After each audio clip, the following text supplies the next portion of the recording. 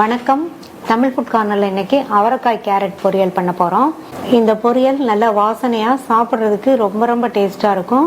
சாம்பார், காரக்குழம்பு, ரசம், சாதம் எல்லாத்துக்குமே சைட் டிஷ்ஷா வச்சு சாப்பிட்றதுக்கு காம்பினேஷனா இருக்கும். வாங்க இப்ப எப்படி பண்றதுன்னு பார்க்கலாம். இது வரைக்கும் தமிழ் ஃபுட் கார்னர் சேனலை சப்ஸ்கிரைப் பண்ணாதவங்க சப்ஸ்கிரைப் பண்ணிக்கங்க. 1/4 கிலோ அவரைக்காயும் 200 கிராம் கேரட்டையும் வாஷ் பண்ணி எடுத்து வச்சிருக்கேன். அவரைக்காயில சைட்ல நார் இருக்கும். இந்த நாரையெல்லாம் எடுத்துட்டு கட் பண்ணிக்கலாம். கேரட்டையும் தோல் சீவி கட் பண்ணிக்கலாம். ரெண்டையும் கட் பண்ணியாச்சு. அடுத்து பொரியல் செய்ய ஸ்டார்ட் பண்ணலாம். மிக்ஸி ஜார்ல 1/4 கப் தேங்காய் துண்டுகள், 4 இருந்து 5 பல் பூண்டு, 4 பச்சை மிளகாய். மிளகாய் உங்களுடைய காரத்துக்கு தகுந்தபடி 3 4 சேர்த்துக்கங்க. 1/2 டீஸ்பூன் சீரகம், கொஞ்சமா கறிவேப்பிலை இலைகள், 2 பிஞ்ச் மஞ்சள் தூள். தண்ணி எதுவும் சேர்க்காம கோர்ஸா இருக்கிற மாதிரி அரைச்சிட்டு வந்துடலாம்.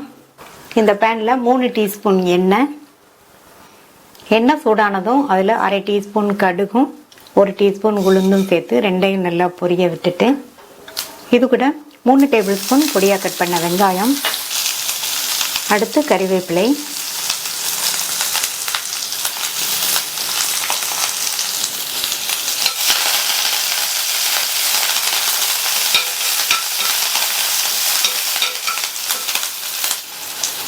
வெங்காயத்தை லைட்டா வதக்கி விட்டுட்டு நம்ம கட் பண்ணி வச்ச அவரைக்காய் கேரட் ரெண்டையும் சேர்த்துக்கலாம்.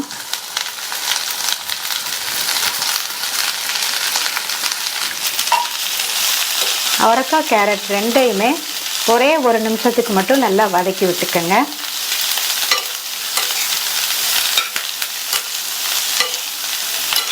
இந்த மாதிரி வதக்கிட்டு இந்த பொரியலுக்கு தேவையான அளவு உப்பு, இது கூட 1/2 கப்புக்கு கொஞ்சம் கம்மியா தண்ணி சேர்க்கிறேன்.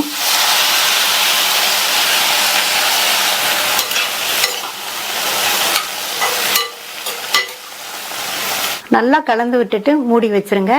சேர்த்த அவரைக்காய் கேரட் ரெண்டுமே 3/4 பங்கு அளவுக்கு வெந்து வரட்டும்.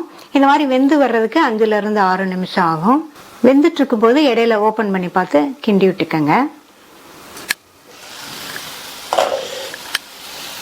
5 நிமிஷம் ஆச்சு. நம்ம சேர்த்த தண்ணி வற்றி காய் 3/4 பங்கு அளவுக்கு வெந்திருக்கு.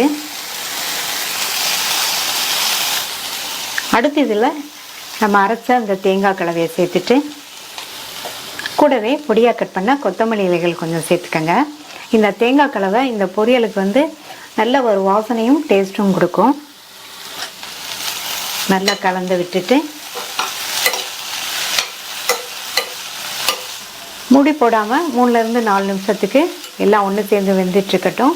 ஸ்டவ் மீடியம் ஃப்ளேம்லேயே இருக்கட்டும். இடையில அப்பப்போ கலந்து மட்டும் விட்டுக்கங்க.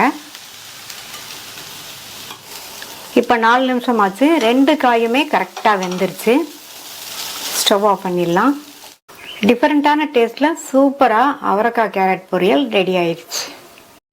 ட்ரை பண்ணி பார்த்துட்டு உங்கள் கமெண்ட்ஸை சொல்லுங்கள். தேங்க்யூ.